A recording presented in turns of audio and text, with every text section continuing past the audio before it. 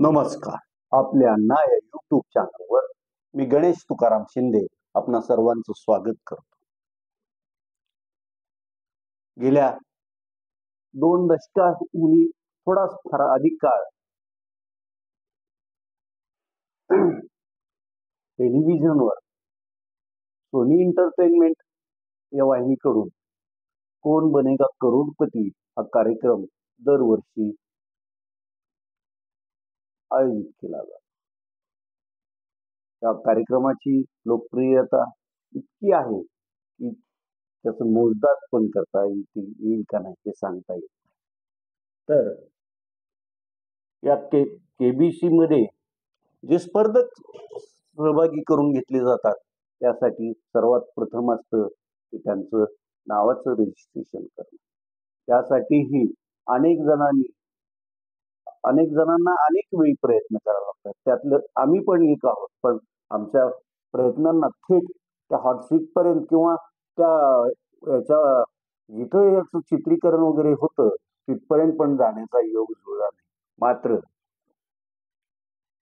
धाराशिव जिल्ह्यातील उमरगा तालुक्यातील कर्नाटक सीमेच्या अगदी जवळ असलेल्या जगदळवाडी येथील सुशिक्षित अशा शेतकरी मुकुंद नारायण मोरे यांचा हा योग जुळून आला. त्यांच्या अगोदरही 4-5 धाराशिव जिल्ह्यातील स्पर्धक या कार्यक्रमात सहभागी झाले होते.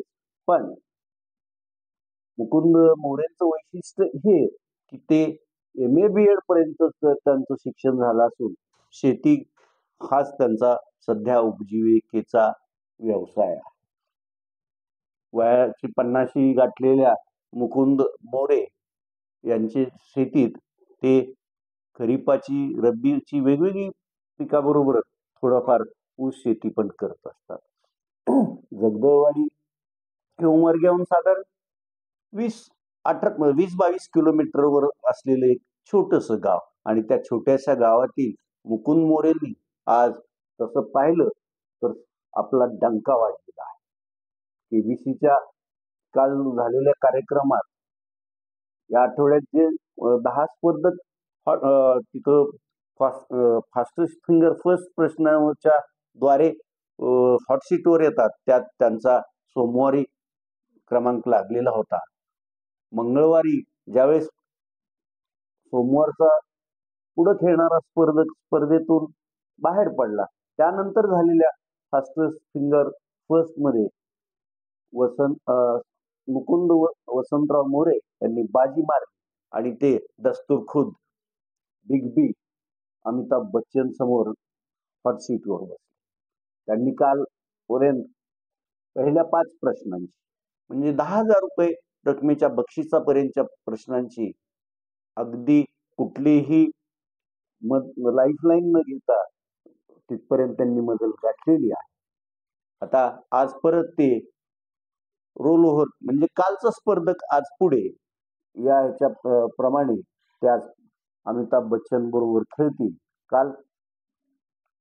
कालचा एपिसोड संपताना जे बच्चन यांनी दाखवलं त्यात आज ते 12.5 लाखापर्यंतच्या प्रश्नापर्यंत पोहोचलेले आपल्याला पाहायला मिळते असतील असं त्यातून दिसतंय. आणि त्याच्या पुढेही त्यांनी पुढील प्रश्न पण त्यांनी अचूक उत्तर देऊन जिंकावे आणि करोडपती होऊनच त्यांनी मग मुंबईच्या सोनी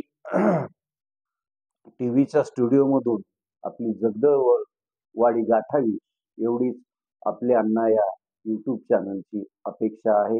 आणि तशीच अपेक्षा संपूर्ण धाराशिवकरांनी धरावी हीच सगळ्यांची भावना असणार आहे. काल अगदी दिलखुलास गप्पा मारताना अमिताभ बच्चन बरोबर मुकुंद मोरे दिसत होते. त्यांनी आपल्या शेती सोनी एंटरटेनमेंट टीव्हीच्या टीमनं त्यांच्यावर जो छोटासा व्हिडिओ करून काल कार्यक्रमात दाखवला त्यावर ते खचून जाणाऱ्यापैकी शेतकरी नाहीत तर नेहमी उत्साहित राहणारे आज पदरात पडलं ठीक नाहीतर उद्यासाठी लढा द्यायचा ही त्यांची त्यांच्या मनात उर्मी आहे आणि म्हणूनच मुकुंद मोरेंना आमचं परत एकदा नमस्कार आज तुर्तास इथंच. धन्यवाद.